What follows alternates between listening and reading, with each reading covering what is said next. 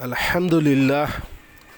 বাড়ির আশেপাশে বিভিন্ন গাছপালা থাকার কারণে জমিতে ধানের চাষ বা অন্যান্য ফসল ফলানো সম্ভব হচ্ছে না।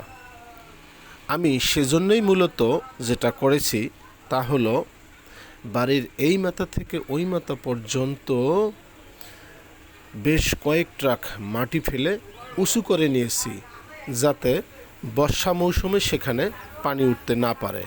এই পরিমাণ উঁচু করে নিয়েছি। তারপর সেখানে সামনের বৈশাখ মাস আসলে আমি সেখানে বেশ কিছু সুপারির চারা রোপণ করে দেব। আপনারা জানেন তো যে বর্তমানে সুপারির অত্যাধিক মূল্য হওয়ার কারণে এখন মানুষেরা আবাদি জমিতে সুপারির বাগান করতেছে।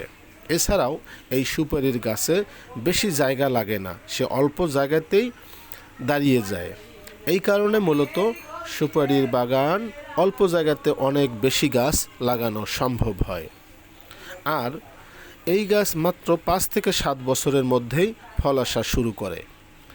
এই বাগান বর্তমানে অত্যাধিক লাভজনক হওয়াতে মানুষ এখন সবাই দেখাদেখি করে এই বাগান করতেছে।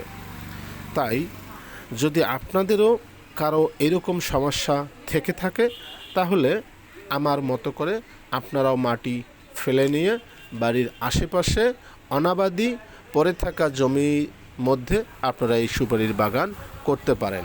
এতে করে আপনাদের অত্যাধিক লাভ হবে।